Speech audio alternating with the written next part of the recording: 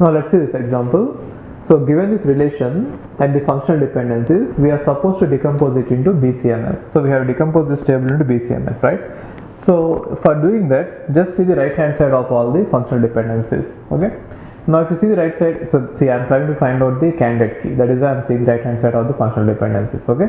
So let's see the right hand side. So C is there, D is there, so both are covered, and again E and F are there, E and F are covered, and G and H are there, they are covered, and I and J are there, they are covered, right? Only thing they are not covered is only A and B are not covered.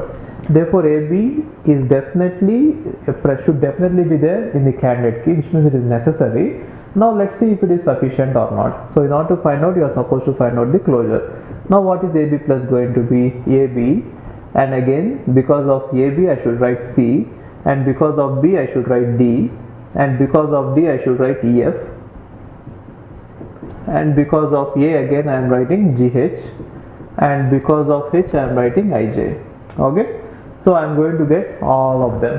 So you see this, everything is covered by AB, and so AB is going to be the candidate key, and in fact the only candidate key. The reason is, if you try to delete anything from AB, you can't do it because AB are necessary, right?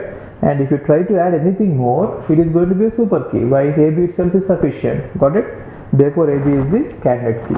Okay, now let's try to find out whether the table is in BCNF or not. So what is the definition of BCNF? If any functional dependency hold on the table, then the left side of the functional dependency should definitely be the super key.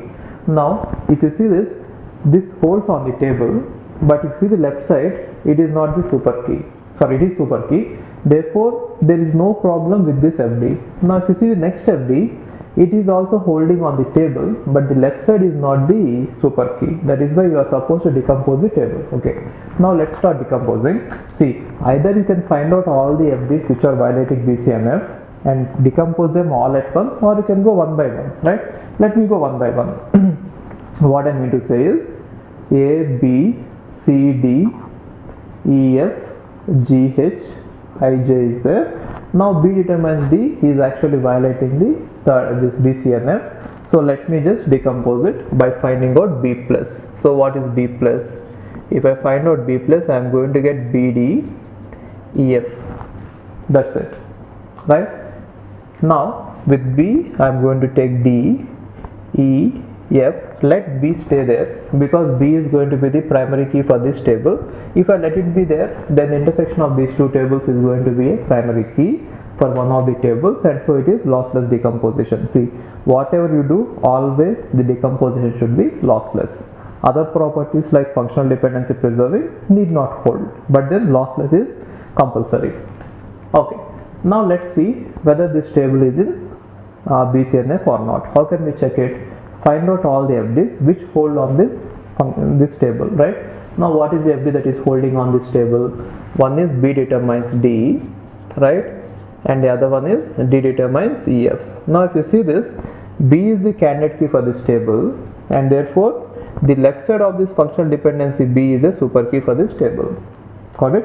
If B is the candidate key, it is also super key, isn't it? Therefore left side is a super key for this table, and so this functional dependency is not creating any problem. Now if you see the next functional dependency which is holding on this table, D is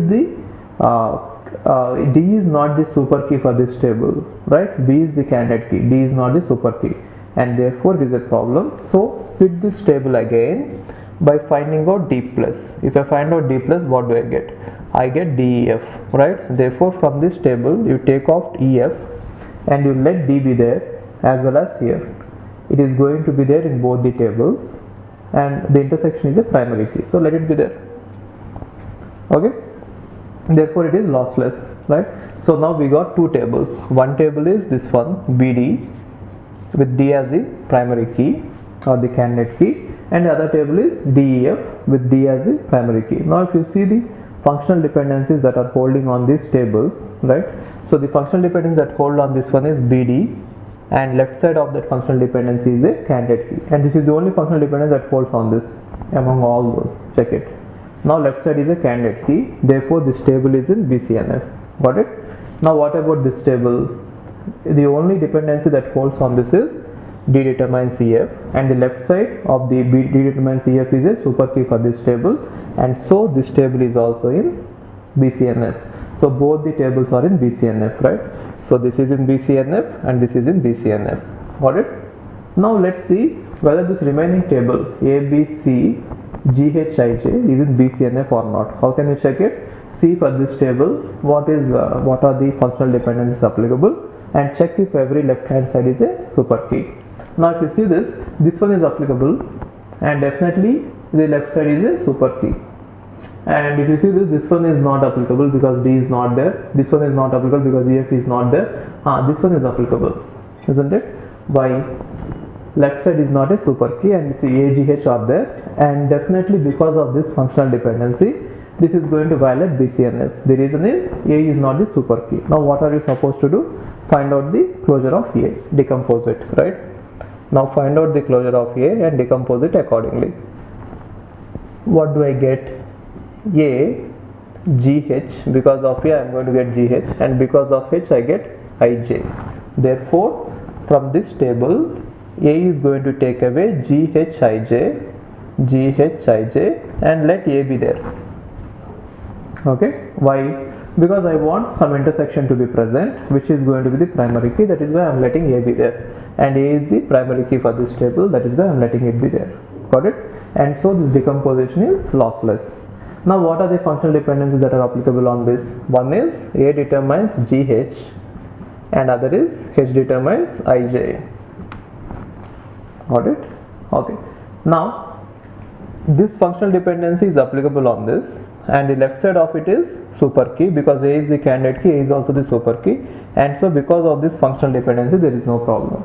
Now if you observe this one, the left side of this one is H determines IJ, and the left side is not the super key, isn't it?